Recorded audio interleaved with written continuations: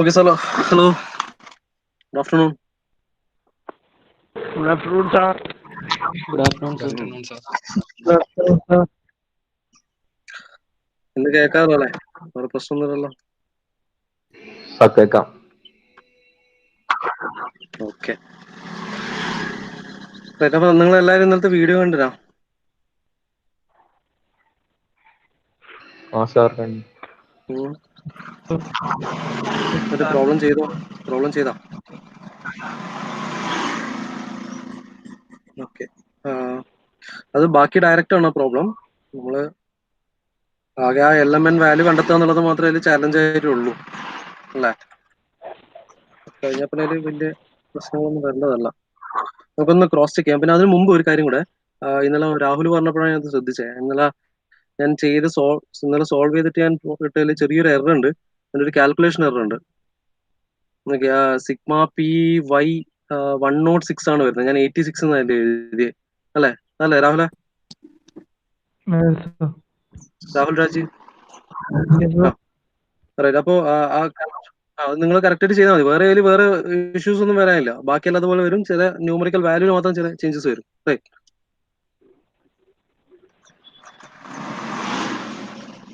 Okay, right അല്ലേ? എന്നാ നമുക്ക് പിന്നെ ഇന്നലത്തെ പ്രോബ്ലത്തിന്റെ ആൻസർ ഒന്ന് ചെക്ക് ചെയ്യാം. നമ്മുടെ പ്രോബ്ലം എങ്ങനെയായിരുന്നു? State of stress at a point അല്ലേ? സെക്കൻഡ്.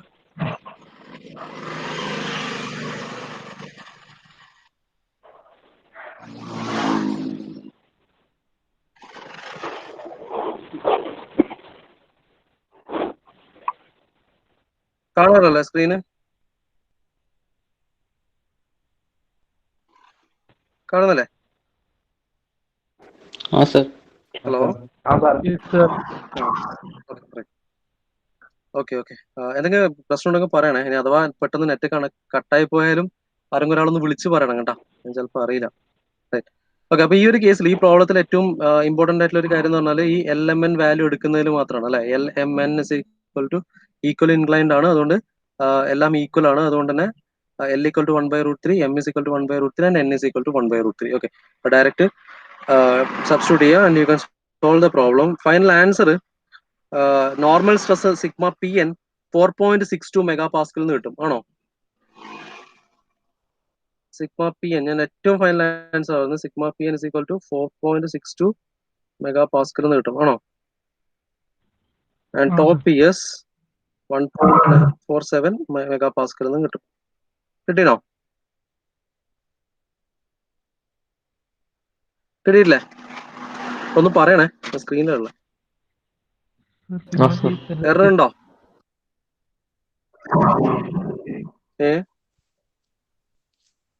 എന്നാൽ നമുക്ക് സ്റ്റെപ്പ് ബൈ സ്റ്റെപ്പ് അതിന്റെ ആൻസേഴ്സ് മാത്രം ഞാൻ പറഞ്ഞു പോകും. ഇത് വേറെ കൺഫ്യൂഷൻ ഒന്നും വരാനില്ല. ഇത് ആകെയുള്ള കൺഫ്യൂഷൻ എന്ന് പറയുന്നത് ഈ LMN വാല്യൂ കണ്ടെത്തുന്ന കേസിൽ മാത്രമാണ് അല്ലെ. അപ്പൊ അതെല്ലാം കിട്ടിക്കഴിഞ്ഞാൽ 1 by 1 ആയിട്ട് എഴുതാം. സിഗ്മ PX വാല്യൂ നമുക്ക് 6/√3 എന്ന് കിട്ടും, അല്ലെങ്കിൽ 3.46 MPa.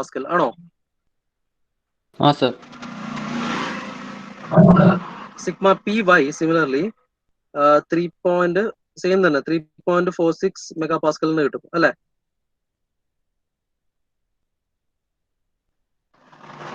അല്ലെ, തെറ്റുണ്ടോ? എന്താ പറയണേ? അല്ലേ? സിമിലർലി സിഗ്മ PZ സോൾവ് ചെയ്ത് കഴിഞ്ഞാൽ 1.154 MPa കിട്ടും. ആണോ?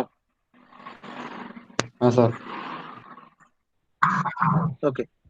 അത് സോൾവ് ചെയ്ത് കഴിഞ്ഞാൽ യുവർ സിഗ്മ P റിസൾട്ട് ഉണ്ട് 5.02 MPa എന്ന് കിട്ടും. റൈറ്റ്. ഇതുവരെ കറക്റ്റ് അല്ലേ? സർ. ഓക്കെ. പിന്നെ സിഗ്മ PN അല്ല കണ്ടേ, ഇത് റിസൾട്ട് ആണ്. റിസൾട്ട് ഉണ്ട്. Sigma PN direct equation substitute ചെയ്താൽ 4.62 MPa കിട്ടും.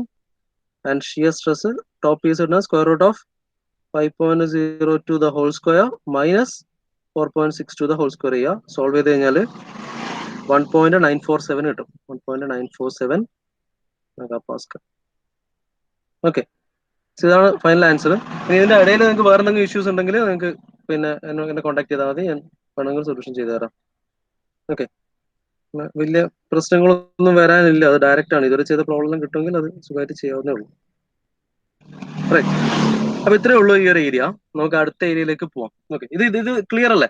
ആ വീഡിയോ കണ്ടു കഴിഞ്ഞാൽ ഞാൻ പണ്ടേ പറഞ്ഞൊരു കാര്യമുണ്ട്. നമ്മൾ ആ കൺസെപ്റ്റ് പഠിച്ച് പ്രോബ്ലം ചെയ്ത് തിരിച്ചു വന്നിട്ട് വീണ്ടും ആ കൺസെപ്റ്റ് നോക്കി കഴിഞ്ഞാൽ അത് ക്ലിയർ ആവും. കഴിഞ്ഞ വീഡിയോയിൽ ഞാൻ ആ രീതിയിൽ തന്നെ ചെയ്തു വെച്ചത്. അപ്പോ ഏതാണ്ട് ആ കൺസെപ്റ്റ് ക്ലിയർ ആയിട്ടുണ്ടാവും വിചാരിക്കുന്നു. ആണോ? ക്ലിയർ ആയോ? Yes sir, clear.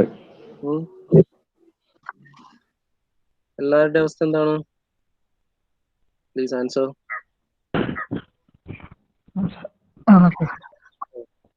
Okay, yes. അപ്പൊ നമുക്ക് എന്നാ അടുത്ത കൺസെപ്റ്റിലേക്ക് പോകാം, which is nothing but your principal stresses. Okay, how to determine principal stresses എന്ന് നോക്കാം. ഓക്കെ, ഈ പ്രിൻസിപ്പൽ സ്ട്രെസ്സസിലേക്ക് പോകുമ്പോൾ നമുക്ക് കുറച്ച് കൺസെപ്റ്റ് ക്ലിയർ ആവാനുണ്ട്. നമുക്ക് അതിലേക്ക് പോവാം. അപ്പൊ ഇന്ന് ശ്രദ്ധിച്ച് കേൾക്കണം. കുറച്ച് കാര്യങ്ങൾ മനസ്സിലാക്കാനുണ്ട്. എന്നാൽ മാത്രമേ നമുക്ക് പ്രോപ്പറായിട്ട് ഈ ഒരു ഇത് ക്ലിയർ ആക്കിയിട്ട് പോകാൻ പറ്റുള്ളൂ. Okay, so today's topic is principal stresses. Principal stresses and principal flames. Okay. See, നമ്മൾ ഫസ്റ്റ് ഇൻട്രൊഡക്ടറി ക്ലാസ്സിൽ ഞാനൊരു ചെറിയൊരു എക്സ്പെരിമെന്റ് കാണിച്ചിട്ടുണ്ടായിരുന്നു. നമ്മളൊരു ചോക്ക് എടുത്തിട്ട് ഒരു സിമ്പിൾ ചോക്ക് എടുത്തിട്ട് ഞാൻ രണ്ട് സൈഡിൽ നിന്നും പിടിച്ച് വലിച്ചപ്പോൾ ഈ ചോക്ക് ഇങ്ങനെ രണ്ട് പീസായിട്ട് കട്ടായി പോയിട്ടുണ്ടായിരുന്നു അല്ലേ? അതേപോലെ ഇത് ഒരു ചോക്കിന്റെ കേസായിരുന്നു. സിമിലർലി ഞാൻ വേറൊരു കാര്യം പറഞ്ഞിട്ടുണ്ടായിരുന്നു. നമ്മളൊരു ductile material, for example mild steel ഒക്കെ എടുത്തിട്ട് ഇതുപോലെ തന്നെ അതിനൊരു ആക്സിയൽ ലോഡ് ഞാൻ അപ്ലൈ ആണെങ്കിൽ ഇത് ബ്രേക്ക് ആവുന്നത് ഒരു കപ്പ് ആൻഡ് കോൺ ഫോർമേഷനിലൂടെ ആയിരിക്കും ബ്രേക്ക് ആവുക അല്ലെ? ഇതേപോലെ ഒരു കപ്പ് ആൻഡ് കോൺ ഫോർമേഷൻ സെന്ററിൽ ഉണ്ടാവും. ഒരു കപ്പ് ആൻഡ് കോൺ ഫോർമേഷനിലാണ് ഇത് ബ്രേക്ക് ആവുക. റൈറ്റ്. സി, അപ്പോ രണ്ട് ഡിഫറെന്റ് മെറ്റീരിയലിൽ സെയിം ലോഡ് നമ്മൾ സെയിം ഡയറക്ഷനിൽ നമ്മൾ അപ്ലൈ ചെയ്യുമ്പോഴും നമുക്ക് കിട്ടുന്ന റിസൾട്ടിൽ രണ്ട് തരത്തിലാണ് മെറ്റീരിയൽ ഫെയിൽ ആവുന്നത് അല്ലെ? അല്ലെങ്കിൽ രണ്ട് ഡയറക്ഷനിലൂടെയാണ് മെറ്റീരിയൽ ഫെയിൽ ആവുന്നത്.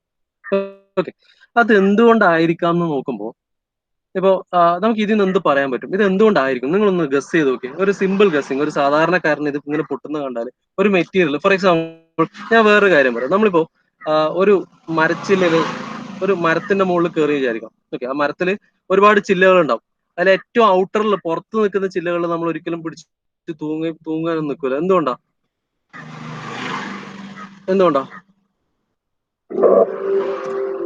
അല്ലെ? എല്ലാ കൊമ്പിനും നമുക്ക് ഒരുപോലെ വിശ്വസിക്കാൻ പറ്റുമോ? ഇല്ല. എന്തുകൊണ്ടാ? ഔട്ടർ കൊമ്പുകളിലേക്കൊന്നും നമ്മൾ പോവുകയില്ല അല്ലെ? എന്തുകൊണ്ടാ പോവാത്തെ? എന്തുകൊണ്ട് പോവാത്തെ? പറഞ്ഞോ. ഇതെല്ലാം പറയാൻ നിങ്ങൾ ഇത് പഠിക്കേണ്ടല്ലോ ആവശ്യമുണ്ടോ? മരത്തിന്റെ മുകളിൽ കയറുമ്പോൾ തന്നെ എല്ലാവരും എന്തെങ്കിലും പറയും അല്ലെ? എന്താ പറയാ?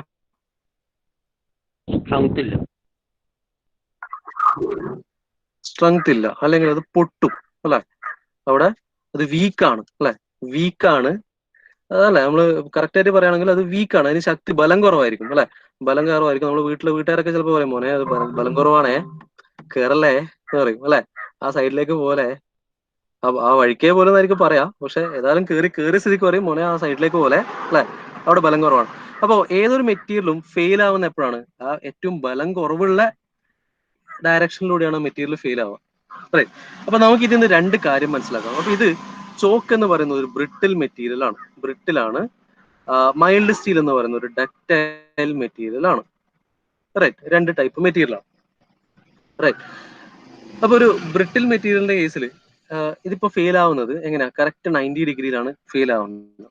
ഇതേപോലെ മൈൽഡ് സ്റ്റീലിന്റെ കേസിൽ അതേ ഡയറക്ഷനിൽ ലോഡ് കൊടുത്ത സമയത്ത് അത് ഫെയിൽ ആയത് 45 ഡിഗ്രിയിലാണ്. എക്സാക്ട് 45 ഡിഗ്രിയിലാണ് മെറ്റീരിയൽ ഫെയിൽ ആവുക. ഓക്കെ, അത് നിങ്ങൾ സ്ട്രെങ്ത് ഓഫ് മെറ്റീരിയൽ ലാബിൽ എക്സ്പെരിമെന്റ് ചെയ്ത് കഴിഞ്ഞാൽ ആ പൊട്ടിയ പീസ് ഒന്ന് എടുക്കുക, എന്നിട്ട് അത് നോക്കിയാൽ മതി. അപ്പൊ നമുക്ക് മനസ്സിലാവും. ഓക്കെ, എക്സാക്ട് 45 ഡിഗ്രിയിലാണ് ആ മെറ്റീരിയൽ ഫെയിൽ ആവുക. റൈറ്റ്.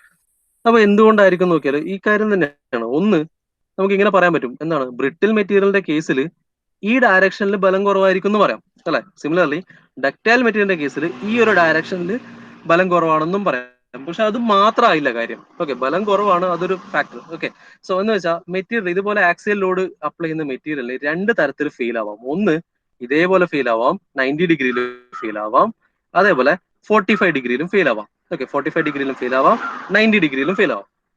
ഓക്കെ, രണ്ട് പോസിബിലിറ്റി ആണ് ഉള്ളത്. റൈറ്റ്. അപ്പോൾ ഏത് മെറ്റീരിയലിന് ആണോ വെർട്ടിക്കൽ ഡയറക്ഷനിൽ ബലം കുറവ്, ആ മെറ്റീരിയൽ വെർട്ടിക്കൽ ഡയറക്ഷനിലൂടെ ഫെയിൽ ആവും. അതേപോലെ ഏത് മെറ്റീരിയലിനാണോ ഈ 45 ഡിഗ്രിയിൽ ബലം കുറവുള്ളത്, അത് ആ ഡയറക്ഷനിലൂടെയും ഫെയിൽ ആവും. ഓക്കെ, അത് നമ്മളെ ഒരു സാധാരണക്കാരെ നമുക്ക് അങ്ങനെ മനസ്സിലാക്കി വെക്കാം. ഓക്കെ, പക്ഷെ വേറൊരു ചോദ്യം ഇവിടെ വരുന്നത്, എന്തുകൊണ്ടാണ് ഈ രണ്ട് ഡയറക്ഷൻ, വേറെ എത്ര ഡയറക്ഷൻ ഉണ്ട്, എന്തുകൊണ്ടാണ് ഈ രണ്ട് ഡയറക്ഷനിലൂടെ മാത്രം മെറ്റീരിയൽ ഫെയിൽ ആവുന്നതെന്നാണ് അടുത്തൊരു ചോദ്യം. റൈറ്റ്. അപ്പോ നമ്മൾ മനസ്സിലാക്കേണ്ട ഒരു കാര്യം എന്താ വെച്ചാൽ, നമുക്കൊരു മെറ്റീരിയൽ എടുത്തു കഴിഞ്ഞാൽ ഒരു മെറ്റീരിയൽ എടുത്തു കഴിഞ്ഞാൽ അതൊരു എക്സ്റ്റേണൽ ലോഡ് ആക്ട് ചെയ്യുമ്പോൾ നമ്മളിപ്പോ ഒരു കാര്യം മനസ്സിലാക്കി, മെറ്റീരിയലിന്റെ അകത്തെ ഓരോ പോയിന്റിലൂടെയും നമ്മളിപ്പോ ഒരു പെർട്ടിക്കുലർ പോയിന്റ് മാത്രം എടുത്തു കഴിഞ്ഞാൽ ആ ഒരു പോയിന്റിലെ സ്ട്രെസ് നമ്മൾ ഇതുവരെ പഠിച്ചതെന്ന് ഓർക്കണം അല്ലെ. ആ പോയിന്റ് എടുത്തു കഴിഞ്ഞാൽ ആ പോയിന്റിലൂടെ നമുക്ക് ഇൻഫിനിറ്റ് പ്ലെയിൻസിനെ പാസ് ചെയ്യാം അല്ലെ, ഇൻഫിനിറ്റ് നമ്പർ ഓഫ് പ്ലെയിൻസിനെ പാസ് ചെയ്യാം. റൈറ്റ്. ഈ ഓരോ പ്ലെയിനിലും ഒരു നോർമൽ സ്ട്രെസ്സും ഒരു ഷിയർ സ്ട്രെസ് കോമ്പണന്റും ഉണ്ട്. ശരിയല്ലേ? എന്റെ കൂടെ ഉണ്ടോ? ഇത് ശ്രദ്ധിച്ചിരിക്കണം. കൂടെ ഉണ്ടോ? ഇല്ലേ? ഉഷാറായിട്ട് നിൽക്കണേ. റൈറ്റ്. അപ്പോ കറക്റ്റ് ചോദിച്ചാല് ലിങ്ക് പോവാതെ നോക്കണം. റൈറ്റ്. ഓക്കെ, അപ്പൊ ഞാൻ പറഞ്ഞത്രേ ഉള്ളൂ. മെറ്റീരിയലിന്റെ കേസിൽ ഒരു ലോഡ് അപ്ലൈ ചെയ്യുകയാണെങ്കിൽ, നമ്മൾ ഒരു പോയിന്റ് എടുക്കുകയാണെങ്കിൽ ആ പോയിന്റിലൂടെ നമുക്ക് ഇൻഫിനിറ്റ് നമ്പർ ഓഫ് പ്ലെയിൻസിനെ കടത്തിവിടാം. ഈ ഓരോ പ്ലെയിനിലും, ഇതിൽ ആക്ട് ചെയ്യുന്ന ഓരോ പ്ലെയിനിലും ഒരു നോർമൽ സ്ട്രെസ് ഉണ്ടാവും, ഒരു ഷിയർ സ്ട്രെസ് കോമ്പണന്റ് ഉണ്ടാവും. ഓക്കെ, എന്ന് വെച്ചാൽ നമ്മൾ ഒരു മെറ്റീരിയലിൽ ഒരു ലോഡ് അപ്ലൈ ചെയ്യുന്നുണ്ടെങ്കിൽ ഇതിൽ പല ഡയറക്ഷനിൽ അതിന്റെ റിയാക്റ്റീവ് ഫോഴ്സസ് അല്ലെങ്കിൽ റിയാക്റ്റീവ് സ്ട്രെസ്സസ് ഉണ്ടാവും. ഓക്കെ, ഏത് പ്ലെയിനിലാണോ ഈ സ്ട്രെസ് മാക്സിമം ആവുന്നത് ആ പ്ലെയിനിലൂടെയാണ് ഇത് ബ്രേക്ക് ആവാനുള്ള ചാൻസ് കൂടുതലുള്ളത്. റൈറ്റ്. ഏത് പ്ലെയിനിലാണോ മാക്സിമം സ്ട്രെസ് വരുന്നത് ആ പ്ലെയിനിലൂടെ എല്ലാം ഇത് ബ്രേക്ക് ആവാനുള്ള ചാൻസ് കൂടുതലാണ്. റൈറ്റ്. അപ്പോ ഒരു ആക്സിയൽ ലോഡ് അപ്ലൈ ചെയ്യുന്ന കേസിൽ, ഇതുപോലെ ഒരു ആക്സിയൽ ലോഡ് മാത്രം അപ്ലൈ ചെയ്യുന്ന കേസിൽ മെറ്റീരിയൽ ഫെയിൽ ആവാനുള്ള അല്ലെങ്കിൽ ഇതിലെ മാക്സിമം സ്ട്രെസ് ആക്ട് ചെയ്യുന്ന രണ്ട് ഡയറക്ഷനിലാണെന്ന് നമുക്ക് മനസ്സിലാക്കാം. ഒന്ന് വെർട്ടിക്കൽ ഡയറക്ഷനിലാണ്, ഇതിനാണ് നമ്മൾ ഇതിന്റെ മാക്സിമം നോർമൽ സ്ട്രെസ് ആണ് ഇങ്ങനെ ആക്ട് ചെയ്യുക. അതേപോലെ വേറൊന്ന് ഇത് മാക്സിമം ഷിയർ സ്ട്രെസ് ആണ്, മാക്സിമം ഷിയർ സ്ട്രെസ് ഈ ഒരു ഡയറക്ഷനിലാണ് ആക്ട് ചെയ്യുക. തൽക്കാലം ഇങ്ങനെ മനസ്സിലാക്കുക, അത് എന്തുകൊണ്ടാണെന്നുള്ളത് എല്ലാം പറയാം. ഓക്കെ, തൽക്കാലം അപ്പൊ രണ്ട് മാക്സിമം സ്ട്രെസ്, ഒന്ന് നോർമൽ സ്ട്രെസ് മാക്സിമം ആവുന്ന പ്ലെയിൻ ആണിത്, രണ്ടാമത്തത് ഷിയർ സ്ട്രെസ് മാക്സിമം ആവുന്ന പ്ലെയിൻ ആണ്. റൈറ്റ്. അപ്പൊ ഒരു ഡക്റ്റൈൽ മെറ്റീരിയൽ ഇവിടെ ഫെയിൽ ആയത് ഷിയർ സ്ട്രെസ് കൊണ്ടാണ്, ബ്രിട്ടിൽ മെറ്റീരിയൽ ഫെയിൽ ആയത് മാക്സിമം നോർമൽ സ്ട്രെസ് കൊണ്ടുമാണ്. Okay, ductile material normal stress കാരണമാണ് രണ്ട് പീസ് ആയിട്ട് പോയത്. അതേപോലെ brittle material, ductile material break ആയത് ഷിയർ സ്ട്രെസ് കൊണ്ടാണ്. 45 ഡിഗ്രിയിൽ അത് ഫെയിൽ ആയിട്ട് പോകുന്നത്. Okay, right. ഷിയർ സ്ട്രെസ്സിനെ ഡക്റ്റൈൽ മെറ്റീരിയലിന് വിത്ത്സ്റ്റാൻഡ് ചെയ്യാൻ കഴിയും, അതാണ് വേറൊരു കാര്യം അല്ലെ. Okay, ductile material is week in shear എന്ന് മനസ്സിലാക്കാം. ഓക്കെ, ഇത് ഞാൻ ഈ ഉദ്ദേശിക്കുന്ന രീതി തന്നെ എത്ര പേർക്ക് മനസ്സിലായെന്ന് എനിക്ക് പറയാൻ പറ്റില്ല. പക്ഷെ ഇത് കുറച്ചുകൂടെ ഇത് തന്നെയാണ്, നമ്മൾ കുറച്ചുകൂടെ സ്റ്റെപ്പ് ബൈ സ്റ്റെപ്പ് ആയിട്ട് മുന്നോട്ടേക്ക് പോകുന്നതിനനുസരിച്ചിട്ടാണ്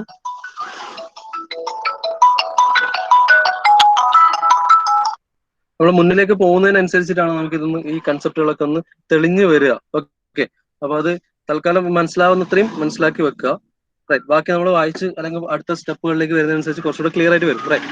ഓക്കെ, അപ്പൊ ഞാൻ ഇവിടെ പറഞ്ഞു, ഇതാണ് ഇവിടെ മാക്സിമം സ്ട്രെസ്, നോർമൽ സ്ട്രെസ് ഈ പ്ലെയിനിലാണ്, അടുത്ത ഷിയർ സ്ട്രെസ്സിന്റെ മാക്സിമം ഈ ഒരു പ്ലെയിനിലേക്കാണ്. Right.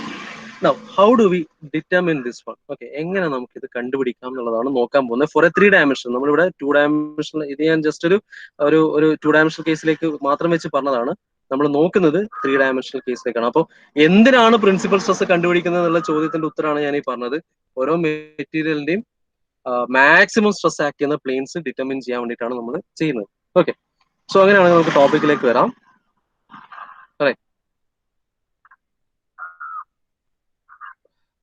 Second. Okay, right. So let us try to find out an equation to determine principal stresses and principal planes. Again, ടോപ്പിക്കിലേക്ക് മുന്നിലേക്ക് പോകുന്നതിന് മുമ്പ് ഞാൻ ഒരു കാര്യം കൂടെ പറയാൻ ആഗ്രഹിക്കുന്നത് വെച്ചാൽ ഇതിന്റെയും പ്രോബ്ലംസ് ഒക്കെ വളരെ വളരെ വളരെ സിമ്പിൾ ആണ്. ഇത് കഴിഞ്ഞ നോർമൽ സ്ട്രെസ്സിന്റെ ചെയ്ത പോലെ ഡയറക്റ്റ് ഇക്വേഷൻസ് ആണ്. പക്ഷെ ഇതിന്റെ കൺസെപ്റ്റ് മനസ്സിലാവാൻ കുറച്ചുണ്ട്. അപ്പോൾ അത് പിന്നെ അത് ഇതിൽ ഒരു ഡെറിവേഷനും കൂടെ ഉണ്ട്. പക്ഷെ ആസ് പെർ യുവർ സിലബസ് നിങ്ങൾക്ക് ഡെറിവേഷൻ പഠിക്കാൻ പറയുന്നില്ല. ബട്ട് സ്റ്റിൽ ആ ഡെറിവേഷൻ പറഞ്ഞാലേ നമുക്ക് കാര്യങ്ങൾ ഒന്ന് പ്രോപ്പറായിട്ട് ഉൾക്കൊള്ളാൻ പറ്റുള്ളൂ. അപ്പൊ അതും കൂടെ പറഞ്ഞിട്ടാണ് ഞാൻ മുന്നിലേക്ക് പോകുന്നത്. ഓക്കെ, അപ്പൊ അത് ശ്രദ്ധിച്ച് കേൾക്കണം. അതിനു മുമ്പ് എനിക്ക് നിങ്ങളോട് ചോദിക്കാനുള്ള ഒരു കാര്യം, നമ്മൾ ഇത്രയും കാലം മാത്സിലൊക്കെ നിങ്ങളിപ്പം ഡിറ്റർമിനൻസ് പഠിക്കുന്നുണ്ടാവും, അതേപോലെ ഐഗൺ വാല്യൂസ്, ഐഗൺ വെക്ടേഴ്സ് ഒക്കെ പഠിച്ചിട്ടുണ്ടോ? Eigen values and eigen vectors പഠിച്ചിട്ടുണ്ടോ? യെസ്. മെട്രിക്സ് പഠിച്ചു, ഐഗൺ വാല്യൂസ് പഠിച്ചു, ഐഗൺ വെക്ടേഴ്സ് പഠിച്ചു. അപ്പൊ ഇതൊക്കെ എന്തിനാണ് നിങ്ങൾക്ക് എവിടെയെങ്കിലും ഉപകാരപ്പെട്ടത്? ഈ ഒരു സാധനം ഇത് എന്തിനാ നിങ്ങൾ പഠിക്കുന്നത്? എന്തിനാ പഠിക്കുന്നത്? പറ, എന്തിനാണ് ഇത് പഠിച്ചത്? എവിടെയെങ്കിലും ഉണ്ടോ? അറിയില്ല. ഓക്കെ, അതിന്റെ ഒരു ആപ്ലിക്കേഷനാണ് ഈ ഐഗൺ വാല്യൂസിന്റെയും ഐഗൺ വെക്ടേഴ്സിന്റെയും ഒരു ആപ്ലിക്കേഷനാണ് ഞാൻ ഇപ്പൊ പറയാൻ പോകുന്നത്. That is determination of principal stresses and principal പ്ലെയിൻസിന് നമുക്ക് ഈ മെട്രിക്സ് വളരെ വളരെ ആവശ്യമാണ്. മെട്രിക്സിന്റെ ഐഗൺ വാല്യൂ നമുക്ക് ഒന്ന് തരും, അതേപോലെ ഐഗൺ വെക്ടർ നമുക്ക് വേറൊരു ക്വാണ്ടിറ്റി തരും. എന്താണെന്ന് നമുക്ക് നോക്കാം. ഓക്കെ, സോ ഇത്രയും ബാക്ക്ഗ്രൗണ്ട് ഇൻഫർമേഷൻ വെച്ചിട്ട് നമുക്ക് നമ്മുടെ മെയിൻ ടോപ്പിക്കിലേക്ക് വരാം. Right, fine. Okay, now principal stresses എന്ന് പറഞ്ഞാൽ നമുക്ക് കഴിഞ്ഞ കൺസെപ്റ്റ് ഒന്ന് കണക്ട് ചെയ്തിട്ട് വരാം. ഓക്കെ, നമ്മള് കഴിഞ്ഞ കേസ് നമ്മൾ പഠിച്ചൊരു കാര്യം എന്ന് പറഞ്ഞാൽ stress acting on an arbitrary plane ആണ് പഠിച്ചത് അല്ലെ. ഏതോ ഒരു പ്ലെയിനിൽ ആക്ട് ചെയ്യുന്ന, ഏതോ ഒരു റാൻഡം പ്ലെയിനിൽ ആക്ട് ചെയ്യുന്ന സ്ട്രെസ്സസ് കണ്ടുപിടിക്കാനാണ് നമ്മൾ പഠിച്ചത്. റൈറ്റ്, നൗ ഇതേപോലെ ഞാൻ പറഞ്ഞു there are infinite number of planes passing through particular point അല്ലെ. There are infinite number of planes. Right, ഓരോ പ്ലെയിനിലും അതിന്റെ നോർമൽ സ്ട്രെസ്സും ഷിയർ സ്ട്രെസ്സും ഉണ്ട്. Okay, each plane has its own normal stress and shear stress. Okay, now അങ്ങനെ പോയി വരുമ്പം 3 മ്യൂച്വലി പെർപെൻഡിക്കുലർ പ്ലെയിൻസ് നമുക്ക് കിട്ടും. Okay, will come across 3 mutually perpendicular planes. Okay, mutually perpendicular planes in which your shear stress is 0. Okay, in which your shear stress is equal to 0. Okay, അപ്പൊ അങ്ങനത്തെ പ്ലെയിനാണ് ഏതൊക്കെ shear stress value completely 0. നമ്മളിപ്പം ഈ ഒരു കേസിൽ നമ്മൾ sigma P എന്നും to P എസും ഡിറ്റർമിൻ ചെയ്തിട്ടുണ്ടായിരുന്നു അല്ലെ. സി ഏതൊക്കെ പ്ലെയിനിലാണ് ഈ ടോ പി എസ് വാല്യൂ 0 ആവുന്നത്? Okay, which are plane shear stress value is absent. Okay, purely absent ആവുന്ന 3 പ്ലെയിൻസ്. ആ 3 പ്ലെയിനിന്റെ ഒരു പ്രത്യേകത വെച്ചാൽ അത് മ്യൂച്വലി പെർപെൻഡിക്കുലർ ആയിരിക്കും. ആ 3 പ്ലെയിൻസും മ്യൂച്വലി പെർപെൻഡിക്കുലർ ആയിരിക്കും. Okay, so such planes are called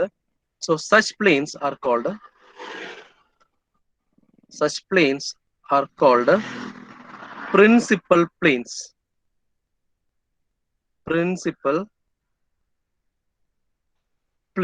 Okay, such planes are called principal planes. Okay, in short, നിങ്ങൾ ഡെഫിനിഷൻ എഴുതിയെടുക്കാനെങ്കിൽ എഴുതിയെടുത്തോ, ഞാൻ വായിക്കാം, എക്സാക്ട് ഡെഫിനിഷൻ വായിക്കാം. അപ്പൊ ഇങ്ങനെയാണ് ഡെഫിനിഷൻ പറയുന്നത്. For any general state of stress, okay, for any general state of stress at any point O, for any ഞാൻ എഴുതാം, statement എഴുതാം. So principal stressന്റെ സ്റ്റേറ്റ്മെന്റ് ഇങ്ങനെയാണ് വരിക. എഴുത്തത്ര ശരിയാണല്ല. For any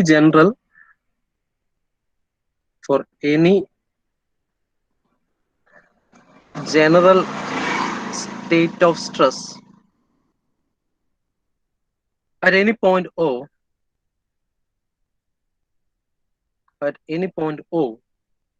in a body, there exists 3 mutually perpendicular planes. 3 mutually perpendicular planes on which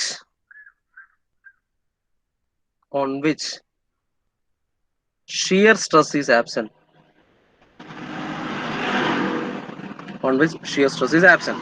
Okay, such planes are called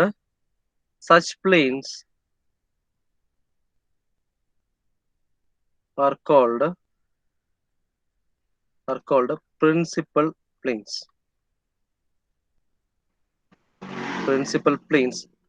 And the stresses or the normal stress, okay, ഈ പ്ലെയിനിൽ act ചെയ്യുന്ന normal stress acting on the principal plane is called principal stress. Okay, right. Okay, അപ്പോൾ concept ഇത്രയേ ഉള്ളൂ. നമ്മൾ ഒരു number of planes ഉണ്ട്. ആ നമ്പർ ഓഫ് പ്ലെയിൻസ് നമ്മൾ ഇങ്ങനെ കംപ്ലീറ്റ് ഒരു പെർട്ടിക്കുലർ പോയിന്റിലൂടെ you can draw number of planes. അങ്ങനെ വന്ന് വരുമ്പോൾ നമുക്ക് മൂന്നേ മ്യൂച്വലി പെർപെൻഡിക്കുലർ പ്ലെയിൻസിനെ കിട്ടും.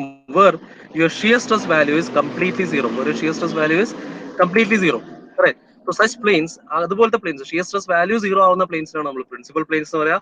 ആ പ്രിൻസിപ്പൽ പ്ലെയിനിൽ ഷിയർ സ്ട്രെസ് സീറോ ആണ് അല്ലെ. ഷിയർ സ്ട്രെസ് സീറോ ആണെങ്കിൽ അവിടെ ഒരു normal stress sigma P N മാത്രമേ അവിടെ ഉണ്ടാവുള്ളൂ അല്ലെ. Okay, so that is A maximum normal stress acting അല്ലെ. സച്ച് സ്ട്രെസ്സസ് അല്ലെങ്കിൽ ആ പ്ലെയിനിൽ ആക്ട് ചെയ്യുന്ന സ്ട്രെസ്സിനാണ് നമ്മൾ പ്രിൻസിപ്പൽ സ്ട്രെസ് എന്ന് പറയുന്നത്. Okay, stress acting on the principal plane is called principal stress. Okay, statement എഴുതിയോ? വായിക്കാൻ പറ്റുന്നുണ്ടോ? Yes, sir. സ്റ്റേറ്റ്മെന്റ് എഴുതിയോ? Yes. Okay, right. എന്റെ എഴുത്തത്ര ശരിയാവുന്നില്ല, പക്ഷെ എനിക്ക് വേറെ വഴിയില്ല. ഞാൻ അങ്ങനെ പുറത്തുനിന്നാണ് എടുക്കുന്നത്. ഓക്കെ, ഞാൻ കാണിച്ചു തരാം. ഇതാണ് അവസ്ഥ കേട്ടാ, നെറ്റില്ല, അതുകൊണ്ട് പുറത്ത് വന്നിട്ടുള്ള. Right. Okay,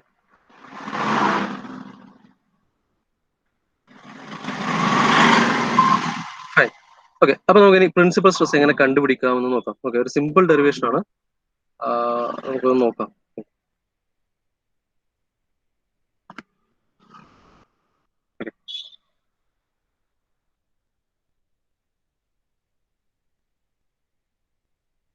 So determination of principal stress.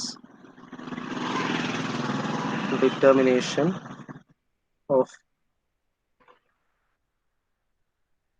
principal stress. Okay. അപ്പോൾ നമുക്ക് പ്രിൻസിപ്പൽ സ്ട്രെസ് എങ്ങനെ കാണാം എന്ന് നോക്കാം. Okay, for that let us consider three axes. Let the axis be x, y and z axis, and let us consider a plane. അതിൽ ഒരു plain നമുക്ക് select ചെയ്യാം. ഓക്കെ, റാൻഡം ആയിട്ട് ഒരു പ്ലെയിൻ എടുക്കുകയാണ്. പ്ലെയിൻ, ഓക്കെ, ഒരു റാൻഡം പ്ലെയിൻ. ഓക്കെ, ആ plane നമ്മൾ ഡിഫൈൻ ചെയ്യുന്നത് അതിന്റെ നോർമൽ ബേസ് ചെയ്തിട്ടാണ്. Right. Now see, let us suppose this is your principal plane. ഇത് നമുക്ക് പ്രിൻസിപ്പൽ പ്ലെയിൻ ആണെന്ന് അസ്യൂം ചെയ്യാം. Principal plane. സോ പ്രിൻസിപ്പൽ പ്ലെയിന്റെ സ്പെഷ്യാലിറ്റി ഞാൻ പറഞ്ഞു, അവിടെ shear stress will be equal to zero. Right, shear stress ഇല്ല അവിടെ. ഓക്കെ, എന്ന് വെച്ചാൽ നോർമൽ സ്ട്രെസ് മാത്രമേ ഉള്ളൂ, സിഗ്മ പി എൻ മാത്രമേ ഉള്ളൂ, അതാണ് sigma P. Right, fine. Okay, so we are assuming a plane which is your principal plane. Let us assume that let the direction cosines be LMN. Okay, let the direction cosines for this one be LM and N. Okay, see, അങ്ങനെയാണെങ്കിൽ your sigma p, അപ്പോൾ ഇവിടെ shear stress ഇല്ല, ഒറ്റ stress മാത്രമേ ഉള്ളൂ. Sorry. Okay, right. So that means ഇതിന് മൂന്ന് components ഉണ്ട്. ആസ് സച്ച് നമ്മൾ മറ്റേ ഡെറിവേഷനൊക്കെ വന്ന പോലെ തന്നെ ഇതിന് മൂന്ന് കോമ്പണൻസ് ഉള്ള. ഇതായിരിക്കും അതിന്റെ മൂന്ന് കോമ്പണൻസ്. ഒന്ന് sigma P X, sigma P Y and sigma P Z component. Right, right. സ്ട്രെസ്സിന് മൂന്ന് കോമ്പണൻസ് വരും, sigma P X, sigma P Y and sigma P Z.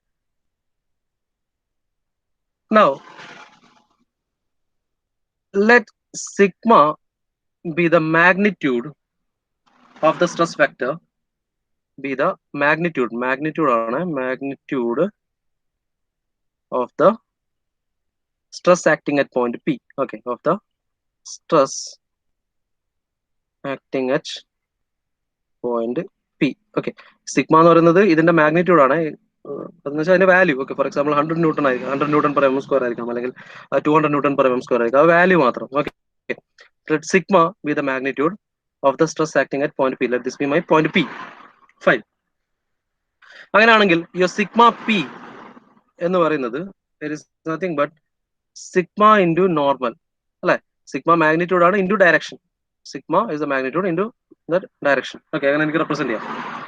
Right. where n is equal to, where n is nothing but L I cap plus M J cap plus N K cap. അതിന്റെ direction question complete ആയിട്ട് represent ചെയ്യുന്നത് മാത്രം.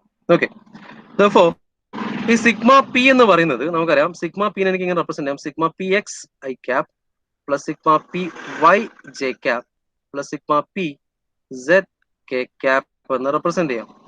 Okay, which is equal to sigma into L I cap plus M J cap plus N K cap എന്ന് represent ചെയ്യാം. Right. ഇതുവരെ okay ആണോ? Clear ആണോ? എന്റെ കൂടെ തന്നെ ഉണ്ടോ? Yes, sir. sir. ഞാൻ വിചാരിക്കുന്നു ഇന്നലെ അമിത് പറഞ്ഞ പോലെ മനസ്സിലാവാണ്ടിരിക്കുമ്പോൾ ഓടി പോകരുത് കേട്ടോ. നമ്മള് മനസ്സിലാവാണ്ടിരിക്കുമ്പോൾ അത് മനസ്സിലാക്കി എടുക്കാനുള്ള ശ്രമമാണ് വേണ്ടത്, അതൊന്നും ഓടരുത്, അത് പലായനം ചെയ്യരുത് അല്ലെ. നമ്മൾ അവിടെ തന്നെ നിൽക്കണം, നിന്ന് പൊരുതണം അല്ലെ. Okay, right. Okay, fine. അപ്പോ ഇവിടെ അപ്പൊ നമുക്ക് ഈ രണ്ട് ഇക്വേഷൻ ഒരു കാര്യം മനസ്സിലാക്കാം. ഞാൻ ഇത്രേ ചെയ്തിട്ടുള്ളൂ. സിഗ്മ പി എന്നാണ് ഇവിടുത്തെ സ്ട്രെസ് ഉള്ളത്. സിഗ്മ പി എൻ അല്ലെങ്കിൽ സിഗ്മ പി എനിക്ക് റെപ്രസെന്റ് ചെയ്യാം. സിഗ്മ പി എന്ന് പറയുന്നത് മാഗ്നിറ്റ്യൂഡ് ഇൻറ്റു ഡയറക്ഷൻ ആയിട്ട് ഞാൻ സെപ്പറേറ്റ് ആക്കി. ഇത് മാഗ്നിറ്റ്യൂഡ് ആണ്, രണ്ടാമത്തെ ഡയറക്ഷൻ ആണ്. ഓക്കെ, അപ്പോ ഞാൻ എന്നെ സ്പ്ലിറ്റ് ആക്കിയിട്ട് ഇങ്ങനെ എഴുതി. ഡയറക്ഷൻ ഞാൻ ഡീറ്റെയിൽഡ് ആയിട്ട് എഴുതി, L I in terms of direction cosines ഞാൻ എക്സ്പാൻഡ് ചെയ്ത് എഴുതി. സോ ദാറ്റ് മീൻസ് എനിക്ക് ഇങ്ങനെ പറയാം, my sigma P X is equal to L സിഗ്മയാണ്. Similarly sigma P Y is equal to M sigma എന്ന് പറയാം. അതേപോലെ sigma P Z is equal to N sigma എന്ന് പറയാം. Let this be my first equation. Okay, sigma P X is L sigma, sigma P Y M sigma, and sigma P Z is your N sigma. Right. Now from Cauchy's equation, Cauchy പറഞ്ഞൊരു കാര്യം ഇതാണ്, sigma P X എന്ന് പറയുന്നത് L sigma X X plus M tau X Y plus N tau X Z ആണെന്ന് പറഞ്ഞിട്ടുണ്ട് അല്ലെ. Similarly sigma P Y is equal to L tau Y X plus M sigma Y Y plus N tau Y Z. Similarly sigma P Z is equal to L tau Z X plus M tau Z Y plus N sigma Z Z ആണെന്ന് പറഞ്ഞിട്ടുണ്ട് അല്ലെ. Now sigma P X from equation 1 എനിക്കറിയാം, sigma P X എന്ന് പറഞ്ഞാൽ എന്താണ്? L സിഗ്മയാണ് അല്ലെ. L സിഗ്മയാണ്, അതേപോലെ ഇത് എം സിഗ്മയാണ്, അതേപോലെ ഇത് എൻ സിഗ്മയാണ് അല്ലെ. ശരിയല്ലേ? റൈറ്റ് ഹാൻഡ് സൈഡിൽ ഞാൻ സിഗ്മ പി എക്സ് വാല്യൂ ഇവിടെ സബ്സ്റ്റിറ്റ്യൂട്ട് ചെയ്ത് കൊടുക്കുകയാണ്. നൗ അങ്ങനെയാണെങ്കിൽ എനിക്ക് ഇതിനൊന്ന് റീഅറേഞ്ച് ചെയ്ത് കഴിഞ്ഞാൽ, ഓൺ റീഅറേഞ്ചിങ് എനിക്ക് ഇതിനെ ഇങ്ങനെ എഴുതാം, sigma X X minus sigma into L plus M tau X Y plus N tau X Z is equal to 0. എഴുതിക്കൂടെ? എഴുതാൻ പറ്റോ? പറയൂ. റൈറ്റ്. ഞാനൊന്നും ചെയ്തില്ല. ഈ എമ്മിന്റെ കറസ്പോണ്ടിങ് സിഗ്മനെ ഇപ്പുറത്തേക്ക് എടുത്തു, അതേപോലെ എല്ലിന്റെ എൽ സിഗ്മനെ ഞാൻ ഇപ്പുറത്തെ സൈഡിലേക്ക് എടുത്തു. എൽ സിഗ്മ എടുത്തപ്പോ എല്ലിന് സിഗ്മ എക്സ് എക്സ് ഉണ്ട്, സിഗ്മയുണ്ട്. അപ്പൊ ഞാൻ അത് കോമൺ ആയിട്ട് എഴുതി അല്ലെ.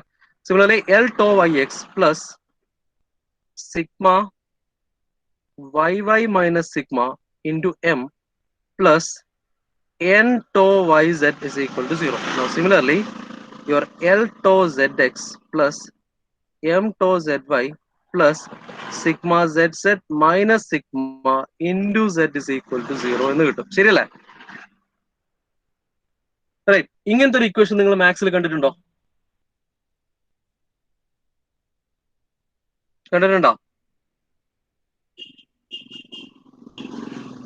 സിഗ്മക്ക് പകരം വേറെ എന്തെങ്കിലും നിങ്ങൾ മാത്സ് കണ്ടത്?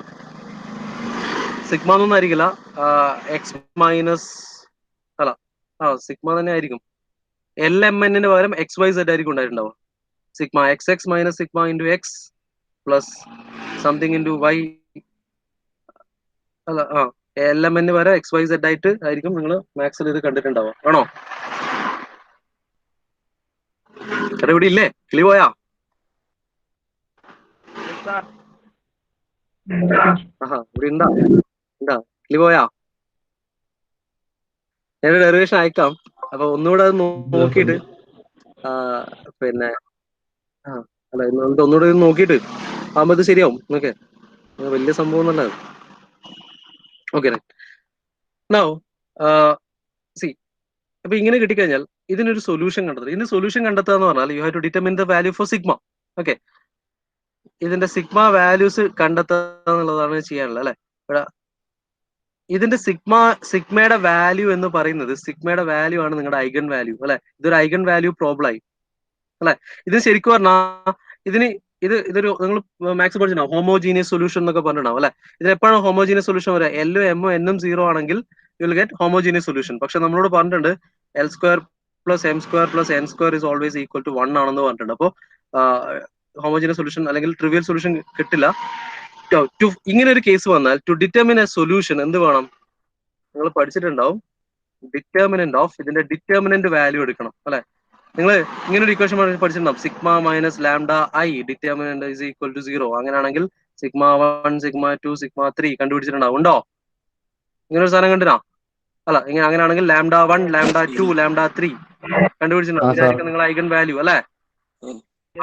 അതേ സാധനമാണ് ഇവിടെ വന്നത്. ഈ ലാംഡക്ക് പകരം സിഗ്മ വന്നു, ഇത്രയുള്ളൂ.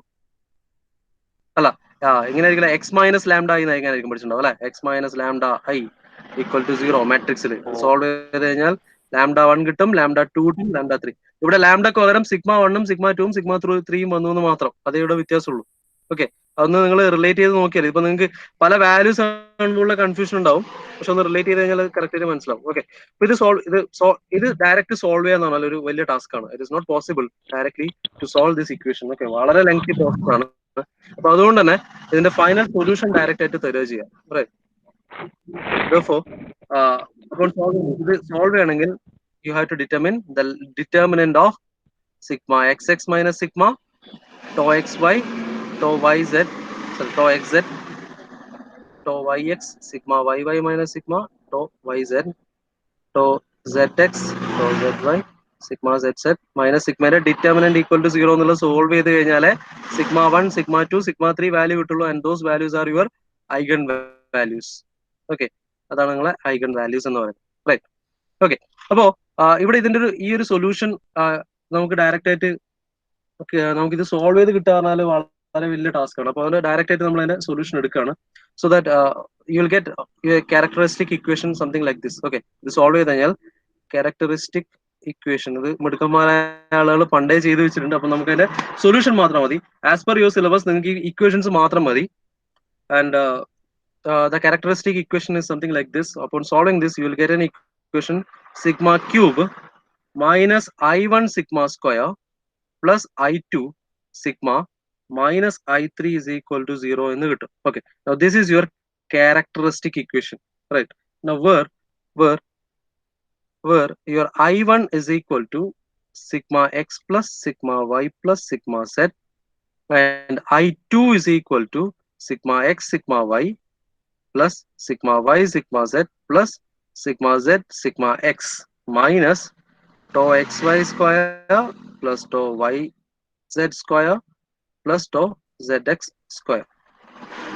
And your I3 എന്ന് പറയുന്നത് is the determinant of sigma xx tau xy tau yz tau xz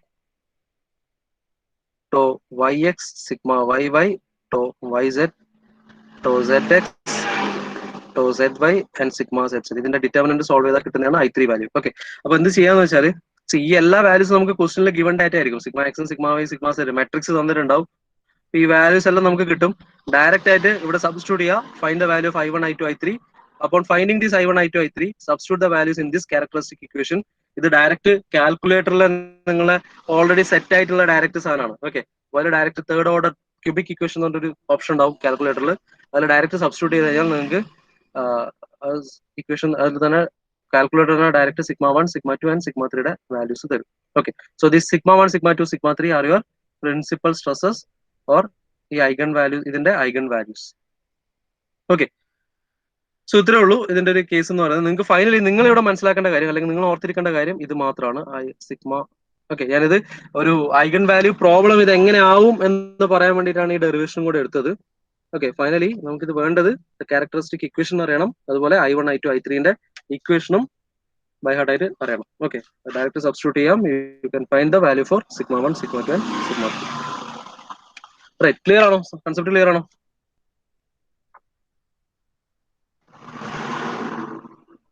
sir. അത് നോട്ട് ചെയ്യുക, അല്ലെങ്കിൽ സ്ക്രീൻഷോട്ട് എടുക്കുന്ന സ്ക്രീൻഷോട്ട് എടുക്കുക. ഞാൻ നോട്ട് ഇന്ന് ഷെയർ ചെയ്ത് തരാം.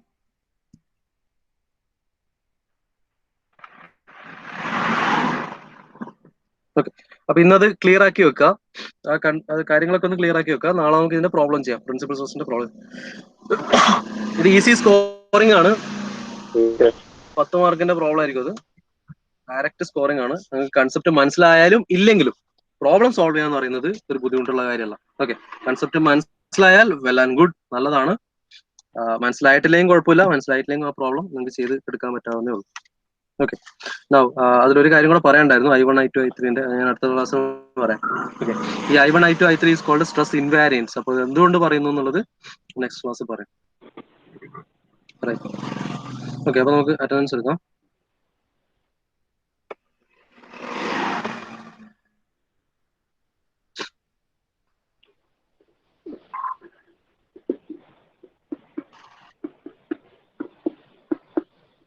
ഞാൻ വിളിക്കാം.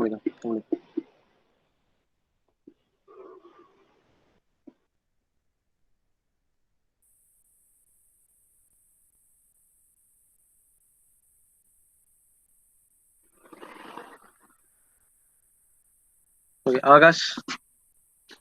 Sir, present, sir. Akash. Sir, present. Akhil. Akhil Akhil Akhil അഖിലില്ല.